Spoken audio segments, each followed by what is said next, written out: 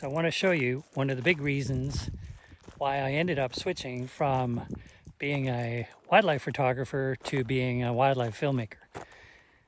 And it's a button on this camera. This is a Canon R5. This is a Canon R5. I'm brand agnostic, but you see this little button here? See the little button? Watch what happens when I press it. Goes from stills to video.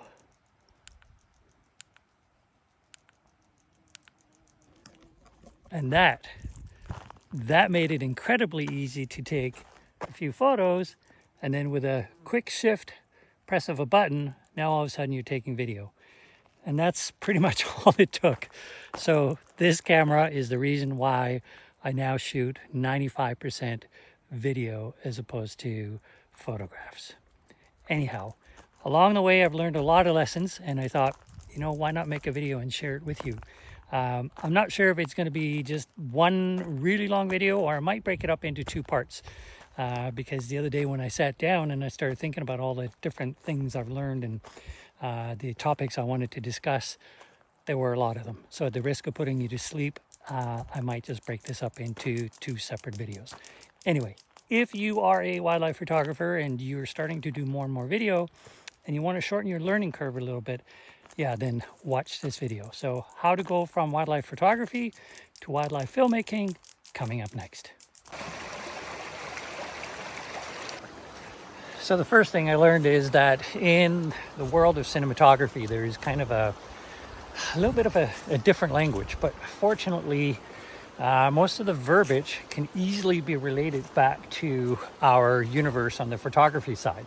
So for example, you may hear, if you're watching some other YouTube videos about video, you may hear things like gain, you may hear things like a T-stop, and other new terms that you're not aware of before.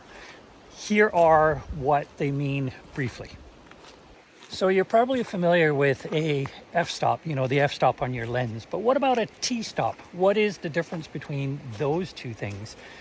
Because they are certainly related. Now, with a dedicated cinema lens, you're going to find that they're designated in T-stops or measured in T-stop. And a T-stop is kind of like the f-stop on a photography lens, but a T-stop lens is, how do I explain it? It's actually measured to the aperture. So I think an easier way to think about it is that a T-stop lens is much more accurate as it comes to the actual aperture of the lens. Whereas in the f-stop universe with a photography lens, it's kind of like, think of it like an estimate. But for our purposes, basically, you can think of a T-stop as an f-stop. And you may be thinking, does that mean I need to go out and get a whole new set of lenses? And the answer is no. And the reason the answer is no is because the variance between, a measured lens and an estimated lens, one that is indicated in a T-stop versus an f-stop, is actually quite small. And it's something that you can compensate for in post.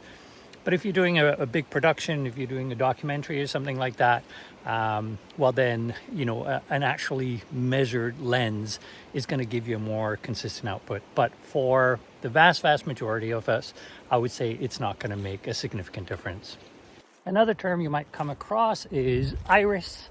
And, well, you can probably guess what that is. So iris is indeed just aperture. So if you hear a discussion where somebody's talking about something iris related, you can just substitute the word aperture for that one. Just as I was sitting here in the forest recording this video, this little cute mouse came walking up. I'm not sure I was able to really get much footage of him, but what a little cutie.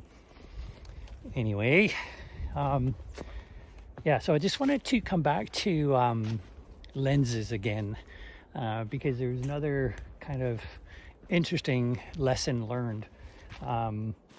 If you already started your journey sort of in the wildlife cinematography universe, you're probably quite familiar with what I'm about to say. But if you haven't, it's just kind of like an interesting tidbit. most of the big documentary films you see, you know, polar bears or, well, pretty much anything, there's a very, very good chance that the film crew used a lens called a CN20. It's a Canon lens, and it's quite a beast. It's a lens that goes all the way from 50 millimeters to 1,000 millimeters. And then there's, on top of that, a built-in 1.5 time extender. And so as you can imagine, that's an incredibly versatile lens. A bit later on, I'll speak about, you know, sort of setting up your shots. So there's a reason why it has this big, huge zoom range. Now, for most mortals, it's not likely to be a lens you're going to have in your inventory, because it is, are you ready for this? It's a mere $70,000 US. And so you're probably not going to find it in a lot of independent cinematography. Oh, that's really pretty. I don't know if this will pick up, but anyway, super cool light. So you're not going to find this lens in a lot of, you know, independent or even small. Whoa. There's all kinds of cool things in the forest. I'm probably going to have to redo this video. I don't know what that was. Anyway, I am carrying bear spray, but definitely it wasn't a bear. Now where was I? Anyway, yeah, so you're not going to find this lens in a lot of people's camera bag unless you're a pretty big production team. So what do? Well, I would say the second most popular lens is a Sigma 60 to 600 millimeter lens. And rather than being out $70,000, you're roughly only going to be out about $2,200-ish US. So it's a lot more palatable. Now, of course, you're not going to get a lot of the same features that you will with a CN20, but you're also paying a lot less money. And oh yeah, this CN20 lens that I just mentioned, I forgot to tell you, it's all manual focus. No autofocus at all. So the other thing is, speaking of autofocus, is that in the wildlife cinematography universe, there is a tremendous use of manual focus. And I remember when I started the whole journey, I always thought that was a bit strange, certainly in the beginning, because, you know, from the photography world, with these new mirrorless cameras, there is eye tracking, animal tracking, and all these other great things. And they tend to work really, really well. But when you do video, it can get a little bit tricky because you know, you may have an animal that's walking along, and then all of a sudden, you know, there's some kind of distraction in front, and then the camera gets confused, and so the focus will rack from one thing to another, so you don't get this sort of consistency in terms of sharpness. And so to prevent that, you go to manual focus, because then it doesn't matter if there's a branch or a tree or something that comes in front of your subject, you're still going to have your critter in that focal plane. But it can definitely also be very difficult. Here's something else that I learned, and that is the story and how important the story is. So in the photography world, we take a photo at, you know, 1/1000th of a second or whatever, and often it's that one image that tells the story. Or, you know, maybe we're putting a story together where it's 4 or 5 or 6 images that tells a story. But video is very different that way, you know, because if you're making sort of think of it like a mini film, you're putting together several different sequences. And so you really need to give a lot more thought to what it is that, you know, what it is that you want to show, because it's a much longer story than a photo. You know, a photo is but a moment in time, whereas video are moments in time.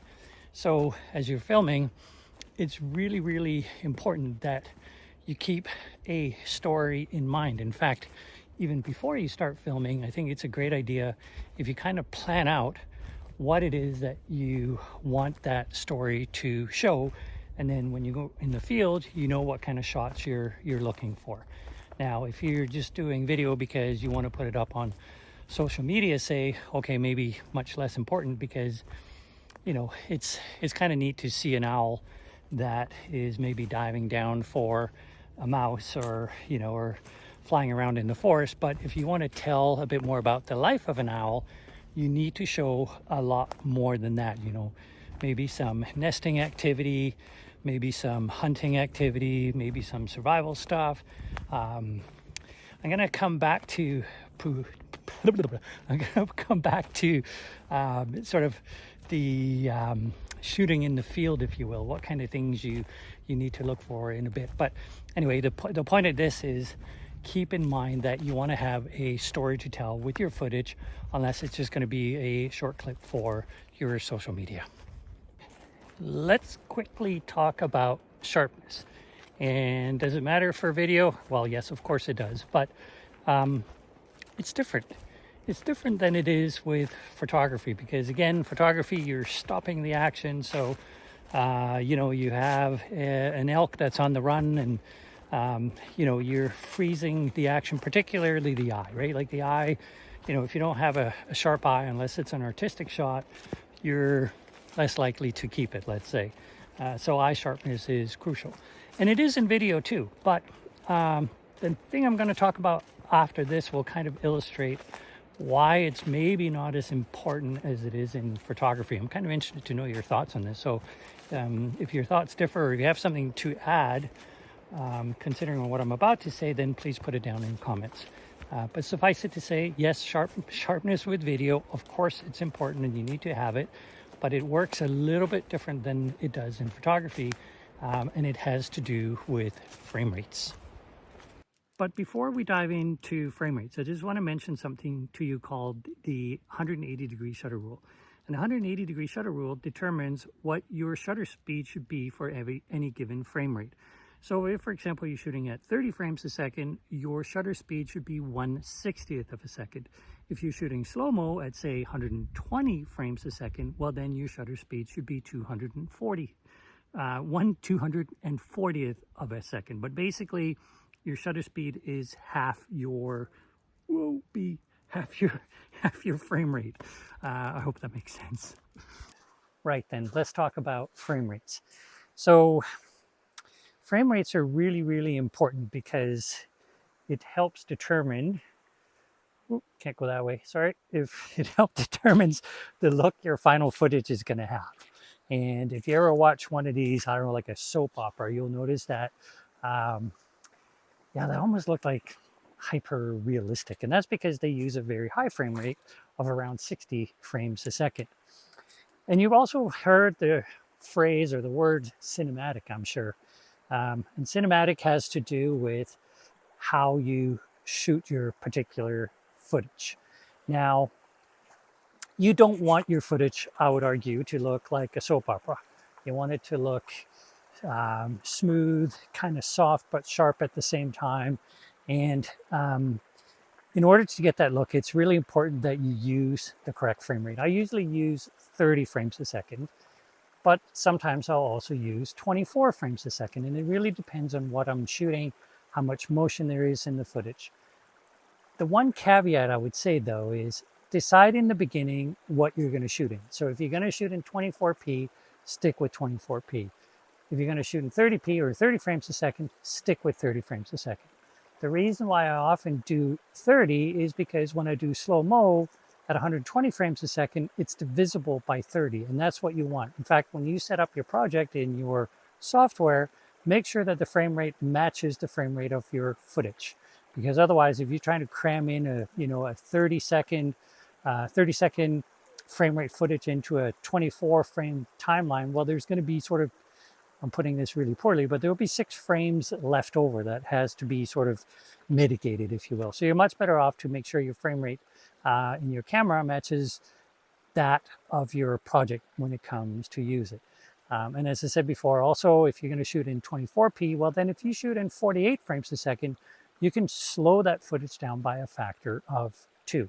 So I hope that makes sense. But as a rule of thumb, I'll either shoot in 24 frames a second or 30 frames a second, and that allows me to shoot slow-mo at the multiple rates of those 2 rates. Anyway, I hope that makes sense. If not, if you have a better way to explain it, please add it in the comment. If you don't understand what the heck I was talking about, which would be fair, then please put that in the comments too. And then maybe I'll just make a whole video about it so that I can ramble on for longer. But that's frame rates in a nutshell. And one other thing I just need to add about frame rates, and that is if you're out on a bright and sunny day and you're shooting at 30 frames a second. So that means your shutter speed is 1/60th using the 180-degree shutter rule.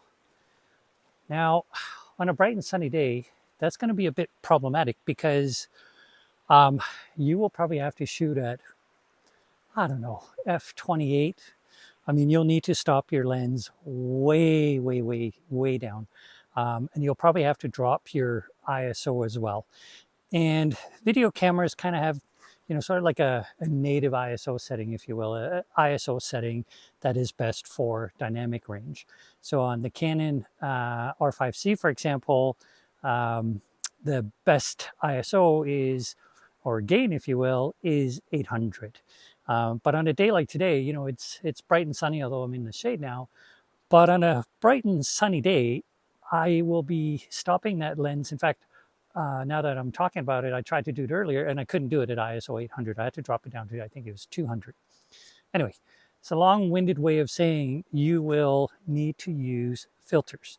Now, the pretty neat thing is that some cameras, some video cameras, like the FX6, for example, and some of the, I think some of the Canons in the C line, like the new C400 for sure, that's about to come out. I know that has built-in filters, but I believe some of the other ones do too.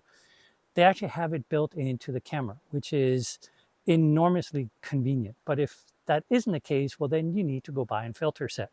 And you can either get like an attachment that goes between the body and the camera, drop the filters in there, or you may need to get, oh darn, I forgot what they're called. But anyway, like a set of filters that goes at the end of the lens.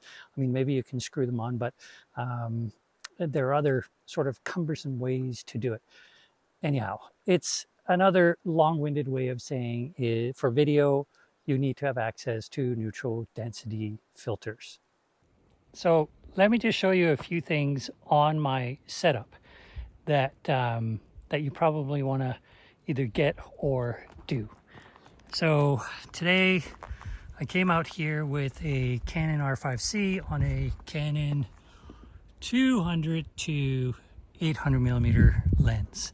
Doesn't really matter what you have, the idea is the same. So you see this in here. That is not ideal. You want to have this piece of kit here. I'm going to show you a photo of now. That's what you want to have. And basically the idea is that you want to stabilize on the collar, but then you also want to have a bracket out here that stabilizes the lens. Now, the challenge with this particular lens is that when you have this bracket out here and you zoom, you can see what happens. The zoom extends. So that's a bit problematic because you will need to bracket, well, somewhere in here. And there really isn't any room because this is your zoom ring. So I suppose you could bracket here or you could bracket out here. But then if you want to zoom, your bracket thing is going to get in the way. So that's not ideal. As you're filming, one of the great things to do is zoom in or zoom out at the same time. It gives you a really, really cool effect. Now, if you're shooting in 8K, but your final product is going to be delivered in 4K, you can do it in post as well. So you go from 8K and then you apply an effect in your software that brings it back into your 4K file. But if you wanted to do it with the lens, this one here is a bit tricky to do because the zoom is not so smooth. I also have the Sony 200 to 600, and that's an internal zoom. So I can just put a bracket up here. It's with a FX6 body I use it with, but I put the bracket up here. It's an internal zoom. And the other thing about the zoom is it's really, really smooth. Anyway, so if you get this long bracket, you just need to be mindful of what kind of lens you're putting it on, because you may run into this issue here. Now, the other thing is this tripod is a video tripod, and for video, it is so crucial that you have a stable platform. One of the great things about this tripod head is that it has this little lever down here, and what that allows me to do is balance. You can see it's balanced now, but I can balance the tripod even if it's on an uneven ground. And back when I was doing photography, I'd always have to adjust the legs, to try and get the head level. It was a real pain in the butt, particularly if you're sitting out in the field and there's already action happening. With this thing, you can do it super quick. So I would suggest that you get a tripod head with a bowl. This is a 100mm bowl. The heavier the setup you have, the heftier of a head and tripod you need to have. This particular setup is kind of a, it's about as light as I think I'd want to go. On these big productions, you will often see an incredibly huge tripod head on really big legs. In fact, often this setup weighs more than this setup. It's quite something else. Anyway, the other thing is it's a good idea to have a bracket on here or a cage. On here, there's two hot shoes. There's one here. Well, pardon me, there's one, I guess. There's that one. And then there's the camera one.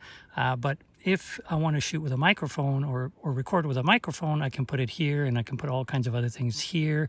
I put my monitor usually up here or sometimes on the side, but also use it in conjunction with the camera monitor as well. Anyhow, so that's just a few. Oh, one more thing. You see this elastic I have here? This thing is really handy, because when you're panning and you're doing it by hand, sometimes it's kind of challenging to get a smooth pan. And so what you can do is you can take an elastic or like a bungee cord. I prefer the elastic because you can pull it much more smoothly. You see how that's quite smooth? And that is a good way to do it. Now, it's a little bit tricky, of course, if you're tracking something, but if you're doing B-roll or something else like that, then this is a pretty neat little trick. Yeah. So I just want to illustrate another thing. I'm sitting by this creek here. I was hoping there would be some salmon, but there are not just yet.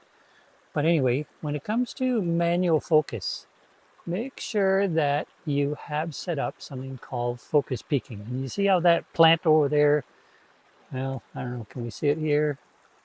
It's that one there. So it's obviously green. You see on my screen how it's red. And so that's indicating that it is fully in focus. And that's called focus peaking. So if you're doing it manually, if you're focusing manually, make sure that you turn on focus peaking in your camera, because it'll tell you where your plane of focus is.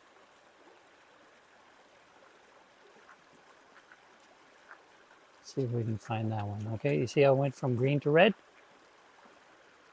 So that is how focus peaking works. Okay, so that's it for the first video. Thanks for watching. In the second video, I have lots of other topics to cover, including things like white balance, things like how do you actually process your footage once you have it, stuff like that. So lots more things to come in the second episode version, or whatever you want to call it.